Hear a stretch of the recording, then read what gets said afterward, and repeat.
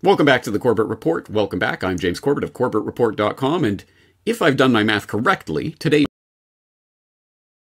23 in the United States, at least when I post this video.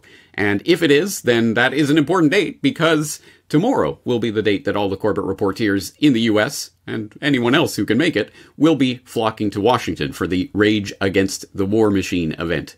Right?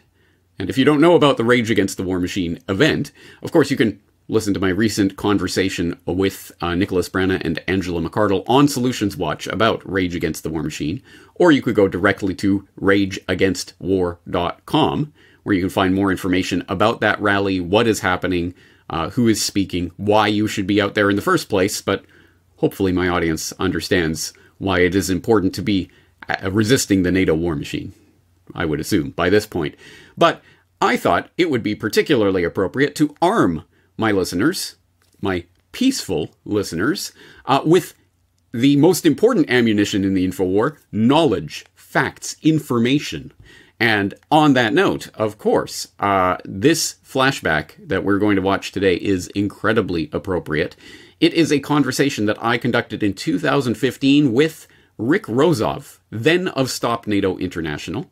And if you don't know about Rick Rozoff, you could start by, of course, typing Rozoff into the search bar on CorbettReport.com, and you'll see some of the many, many conversations that we had back at that time when I believe he was more active and Stop NATO International was still functioning. I believe Stop NATO International itself has been discontinued, but Rick Rozoff is continuing to at least follow the information and news about NATO on seemingly a daily basis at his new blog, Antebellum, which I will be linking up in the show notes, so you can go check that out. It seems like a very, very thorough keeping up to date of all of the latest information about NATO and its activities. Rick Rozoff also has a literary selections blog, For Peace Against War, which is a collection of anti-war writings, poetry and prose and others, sometimes going back thousands of years. A very, very interesting blog that I will draw your attention to. Again, I will link that up in the show notes. It's at rickrozoff.wordpress.com. But back in 2015, obviously in the wake of Crimea and the coup that had taken place in Ukraine and all of that rigmarole, Rick Rozoff was on the Corbett Report to boldly predict that Ukraine war is inevitable. Well, sadly, he was exactly right with that prediction. Maybe it didn't take the most accurate crystal ball to be able to see that, but at any rate, Rick Rozoff was talking about it, was warning about it at the time, and as you will listen in this conversation, it is not a happy and optimistic conversation, but as Rick Rozoff says, it's better to know the uncomfortable truth than to be told a comfortable lie. So it's a very deep conversation. I think you'll get a lot out of it, even if you have been following what's been going on in the Ukraine for the last several years. I think this is a good history lesson because it makes a point which I was attempting to articulate back at the start of this current round of military interventionism back last year when I wrote my Ukraine Crisis What You Need to Know article. The clock didn't start in February of 2022. The clock didn't even start in 2014. It didn't start in 1991 with the collapse of the Soviet Empire. And the clock has been running for many, many, many hundreds of years, and there's a lot of water under the bridge between Ukraine and Russia and the various permutations, geographical and political and otherwise, that it has taken over the years. So there's a lot to take into consideration. But at any rate, this will get you up to speed on what was going on in that time frame in 2015 and why it was obvious at that time that NATO was going to continue to push this until some sort of military response came from the Russian side. All of that is to say that I am thoroughly anti-war, and I am not on board with yay, Putin standing up to NATO, yay, roll in the tanks, let's kill people. That's going to be the answer to this. It certainly isn't. Even strategically, even from a strategic point of view, it is quite stupid on Putin's part because it absolutely is the big shot in the arm that NATO needed and is using to start constructing an even larger empire. If you want more details on, but what could Putin have possibly done other than roll in the tanks and start invading?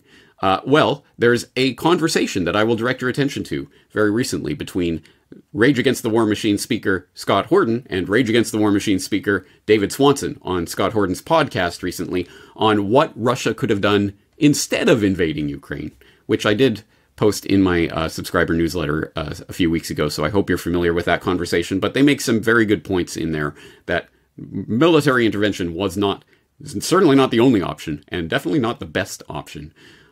Anyway, that being said, that's just the context for this conversation that is obviously extremely relevant. And I want to give the hat tip to Corbett Report member Chatters, who left a comment on this post a couple of weeks ago to say, fascinating to review this again now.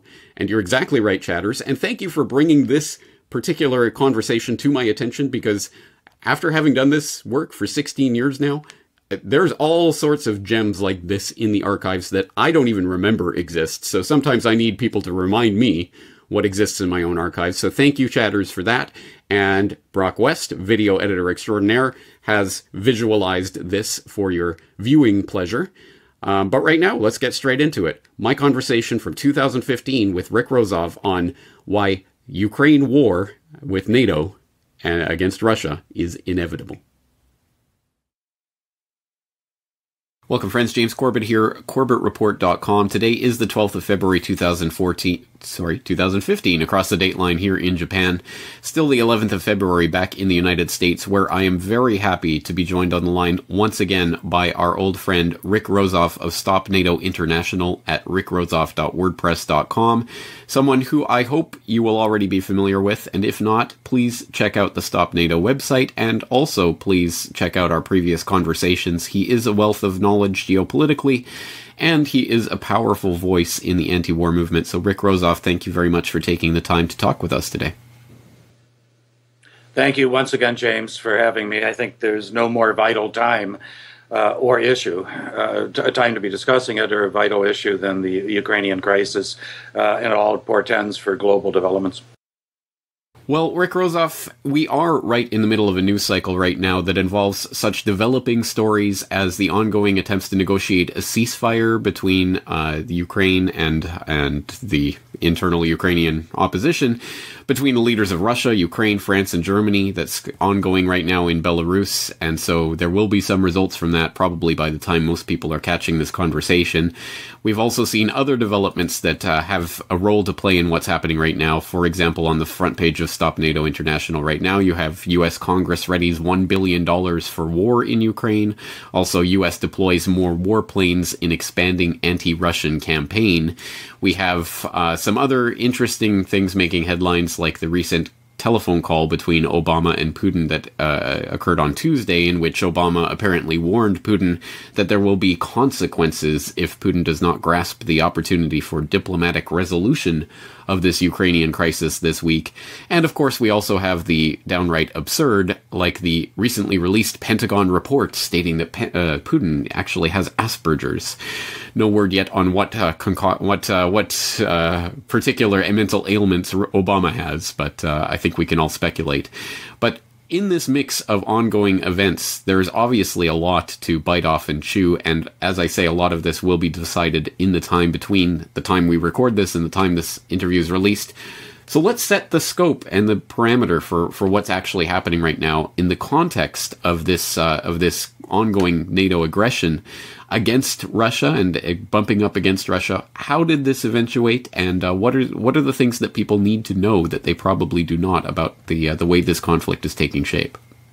This month marks a year, exactly, the anniversary of the overthrow of the however, unlikable in other respects, nevertheless, legally elected and internationally recognized government of then President Viktor Yanukovych. It was in February of 2014, of course, that with the active connivance with the United States, and not only so-called non-governmental organizations, what I prefer to refer to as NNGOs, non-governmental organizations, that is front groups of the U.S. State Department, Central Intelligence Agency, not only were they working avidly, overtime, but the likes of John McCain, who now again is in charge of international affairs and other chief committees in the Senate, with his Republican Party having regained control of that House of the U.S. Congress, and of course the infamous Victoria Nuland, State Department's Undersecretary of State for European and Eurasian Affairs, mingling amongst the protesters in Maidan Square in the Ukrainian capital of Kiev, handing out pastries and probably dollars and cell phones. I mean, who knows what? what was distributed through the U.S. Embassy and through the good offices of Jeffrey Pyatt, who was clearly the coup meister, if you will, the master of the coup d'etat that occurred a year ago. So, that by way of background.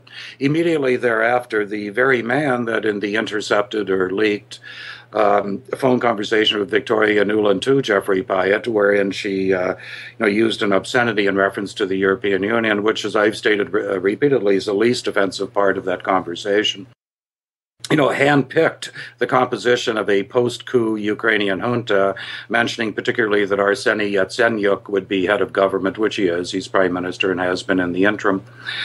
So that what almost immediately succeeded that was the launching of a full-fledged war. And I know a lot of people like to pull punches or like to make abstract or abstruse commentary on issues as though, they're writing for the history books. That's not the sort of person I am. And I have no desire to promote my own sagacity by speaking about abstract issues. The long and short of it is, starting on April the 15th of last year, the U.S. and NATO supported puppet regime in Kiev, that of Petro Poroshenko, launched a series of military campaign, in fact a war, which they referred to as an anti-terrorist operation, ATO, in the eastern part of the country, particularly in the Donbass region. It is now, as of today, 302 days old. That is, we're coming up on another anniversary, almost a year, of war in Europe. And the world has done a remarkable job, a despicable but a remarkable job at ignoring this, or to the extent it's paid any attention at all to downplay the significance of it. Today, for example, English language Ukrainian government press agents and organs, have announced rather routinely that yesterday in the Donbass region, 19 Ukrainian government soldiers were killed, 78 wounded. That is almost 100 casualties in one day. So the fighting in the east has reached an unprecedented level of intensity and fatality. And it's clear it cannot go on like this much longer before somebody intervening, and I mean intervening militarily. What is your take then on the ongoing negotiations for a ceasefire? Do you believe this is a delaying tactic? Is there an actual attempt being made to come to some sort of resolution here? It is the most cynical of charades, and the fact that the Russian president would participate in them while his own country has a war on its border, to go through this, pretense of anything being resolved is a black mark against him, in my estimate. I don't know why he's humoring the likes, to shake hands with a murderer like Petroshenko, for the head of state of a legitimate country is a not only condescending, it's cheapening the role of the Russian government and the president of the country, in my estimate, to have any dealings with Poroshenko whatsoever. Well, this obviously raises the greater question of NATO versus Russian military tensions and the sort of greater context of this. Is there some sense in which this is the flashpoint for that conflict to occur? Do you expect that this is going to result in some sort of outright military aggression, or is this a proxy war that's being fought right now? It's a one-sided war. I mean, I'll be perfectly blunt and candid about this. It is a one-sided war being waged by the U.S. and NATO surrogate forces in Kiev, which, again, as I mentioned, have been fighting a war against its own people, the people of Ukraine, or the eastern Ukraine, for 302 days. This war has not only been, in some cases, as in Donetsk and Lugansk, maybe a score of miles from the Russian border. In many cases, the war is waging right on the Russian border and across into Russian territory. There have been incidents where the Ukrainian government military forces have shelled targets inside Russia, killed at least one Russian civilian, have attacked and destroyed Russian checkpoints and so forth with complete impunity. With complete impunity. That is, while the U.S. and NATO, and today's news is, I hope you get this on the air as soon as possible, is that the commander of U.S. Army Europe, General Benjamin Hodges, who was in Kiev a couple of weeks ago, at which point he supposedly was distributing medals to not only Ukrainian government forces, but to the likes of the Pravi sector, that is the right sector-led Azov battalion of neo-fascist militia, and bestowing medals on them. He is quoted today as saying the U.S. is prepared to supply military weaponry to exactly the fighting forces in eastern Donbass, that is exactly to the aggressors in eastern Ukraine, and that, with the naked participation, the fact that the U.S. and NATO have entered this war as co-belligerents, by supplying military forces, by training Ukrainian government forces and so forth, and that there seems to be no countermeasures taken by Russia is a signal to me of something extremely dangerous going on, which is to say that, had it reached a military stalemate, and had Russia let it be known that certain steps would not be tolerated, I'm certain this catastrophe would never have reached to the dimensions it has. It's the very fact that Russia has permitted the U.S. and NATO to act precisely as they've chosen to in Ukraine that has led to this crisis right now, which I am convinced is irreversible. And I am convinced that the side that is going to intervene militarily at this point is the United States and NATO, and you can count on it happening in the near future. Well, absolutely all of the signs are tending in that direction, but that's an intriguing analysis because it seems to... Are you asserting Russian complicity in what's happening? Complicity or capitulation, you take your choice. Once again, I think one of the most interesting and worrying parts of this, of course, is what's happening right now to the Ukrainian people, and you have posted up as the top story as we speak on Stop NATO at rickrozoff.wordpress.com. Ukrainian junta ready to declare martial law in 302-day war. Just another inevitable sign of the erosion of any idea of civil society in Ukraine as a result of this aggression that's being waged right now. Tell us about this and how this is going to affect the Ukrainian people. Yeah, I invite people to read the English language Ukrainian government or pro-government websites like Interfax Ukraine, Ukrinform, Union, National Radio Company of Ukraine. These are all available in English. It's not a matter of speculating about what the regime is doing. They're quite open about it. Today, Union, it's an acronym, one of the major pro-government, if not government, media sources announced again, it had been mentioned or bruited a couple of days ago, that Poroshenko has stated quite openly that if the fighting continues in the eastern part of the country, in the Donbas region, he is prepared to institute martial law throughout the country, the entirety of the country, not just the affected areas. Similarly, this is the second time he's made a statement to this effect in the last 72 hours or so. Similarly, a story in that same source, Union mentioned a couple of days ago that the Ukrainian government is prepared to register for military purposes, perhaps conscript, all women between the ages of 20 and 50. So what you're looking at is something quite martial law, universal conscription, that's placing the entire country on a war footing, and it suggests that, contrary to the assertions by the government, they're conducting a so-called anti-terrorist operation in the east. In fact, they're engaged in full-fledged civil war. Very disturbing indeed, although not surprising, as you say, to the people who are keeping their eye on the situation. So, what is the actual game plan here? The Ukraine is being targeted, and presumably for a reason. It was not picked randomly. What is NATO and the IMF and the EU and the other people with a stake in this conflict actually engaged in doing here? Those of us, Cassandras like ourselves, James, let's be honest about it, who constantly warn about certain events or see tendencies or trends emerging and try to point them out to people, oftentimes with, very little response. I wrote an article 5 years ago suggesting the so-called Eastern Partnership Initiative of the European Union, and it was launched 6 years ago on the initiative primarily of Sweden and Poland more than Sweden even. The foreign ministers of which at that time were the former U.S. resident and, no doubt U.S. operative Radek Sikorski, who was foreign minister of Poland. He's now chief of their parliament. He was formerly defense minister. He is, mooted to become head of state at some point, prime minister, if not president, head of government, head of state. And Carl Bildt in Sweden, the foreign minister, who is a notorious Russophobe and a virulent NATO advocate. I don't know how many people in the world realize that, how many people in Sweden realize that. But they crafted a program called Eastern Partnership, which aimed at the economic and the military and the political and the ideological integration of those remaining former Soviet republics outside of Central Asia, excluding, of course, Russia. And they are, in fact, Belarus, Moldova, Ukraine, Armenia, Azerbaijan, and Georgia. And the plan was to wean them away from former, how would I put it, autonomous alliances alliances or organizations in former Soviet space, like the Collective Security Treaty Organization, which is as close to a military bloc as exists within the former Soviet Union. Belarus and Armenia are members of that group, and they're targeted by the Eastern Partnership.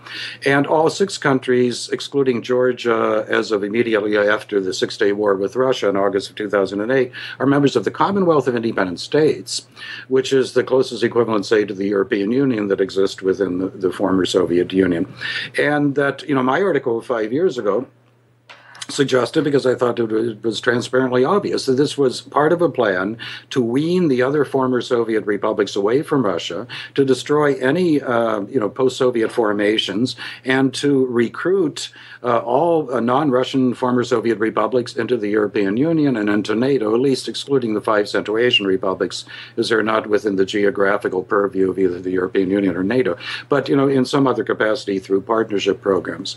And having warned about that, when last November the crisis in Ukraine erupted, and it erupted precisely because an association agreement, capital A's in both instances, between the European Union and Ukraine under the auspices of the Eastern Partnership had simply been deferred by the Yanukovych government, which immediately gave rise to, the sort of color revolution scenario we're all too familiar with, where, swarms or, rent-a-mobs, whatever we want to call them, of young people who seem to have nothing else to do. They have no jobs, they don't go to school, but they seem to be, with all the latest telecommunication devices at their disposal, are out in Maidan Square trying to restage the Orange Revolution activities of the year 2004.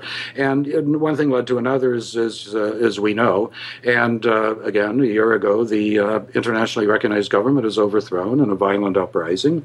The interim government stipulated and essentially appointed by the U.S. State Department took power, and shortly thereafter, as we've talked about, launched military operations against its own citizens in the east of the country. I mean, that was what we have to know. But we have to know that this, as you're indicating, this was a long-planned objective of pulling Ukraine complete. I can't even say out of the Russian orbit. It had never been in the Russian orbit. I mean, Ukraine had never been a member of the Collective Security Treaty Organization, for example. It had a 1,500-mile border with Russia and wasn't even a member of a post-Soviet security arrangement.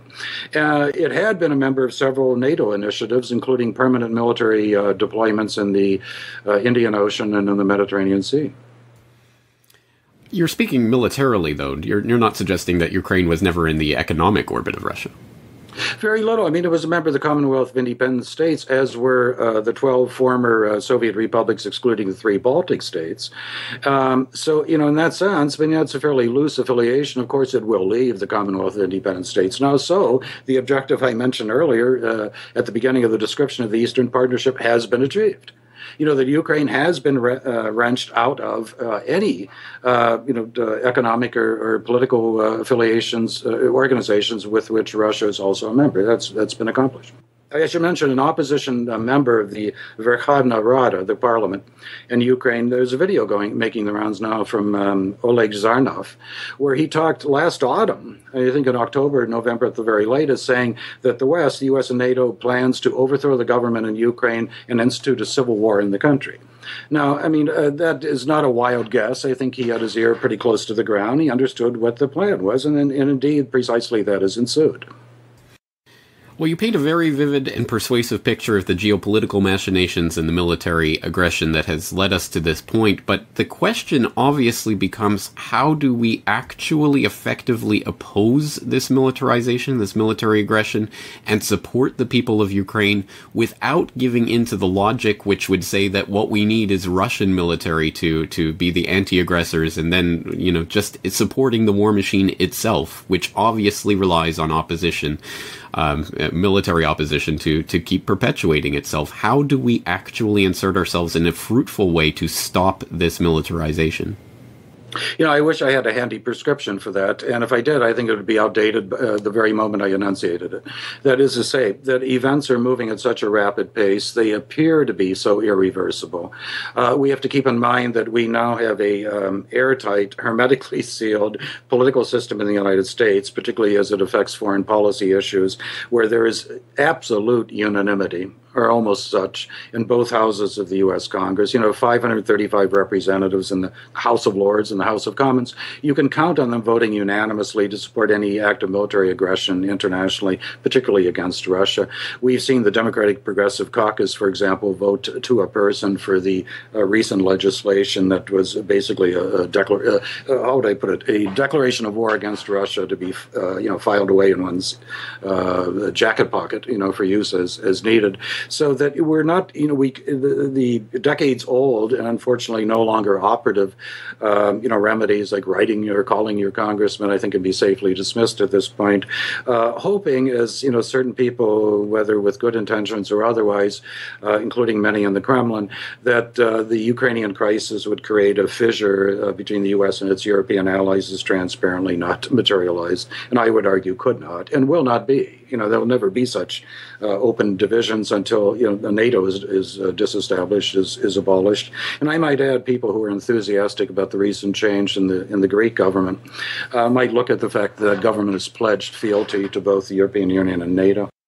That's very true. And again, it leaves us in a position of being able to do almost nothing whatsoever, except watch as horrified onlookers as this continues, which is a very bleak way to end this conversation. You're better the bitter truth than narcotizing people with pleasant illusions. Truthfully, and I think if nothing else, we may not be able to inspire people to go out and do heaven knows what right now, but we may be able to, very seriously instill in people the gravity of the situation we're confronting right now. I can't think of anything more grave. I don't want to raise this, but I certainly know that even the likes of people not given to inflammatory and certainly not to anti-Western rhetoric like Mikhail Gorbachev has more than once raised the specter of the possibility of nuclear war between U.S. and Russia over Ukraine. Rick Rozoff, I thank you for your time, and I look forward to talking to you again as these developments continue to unfold. Thank you, James.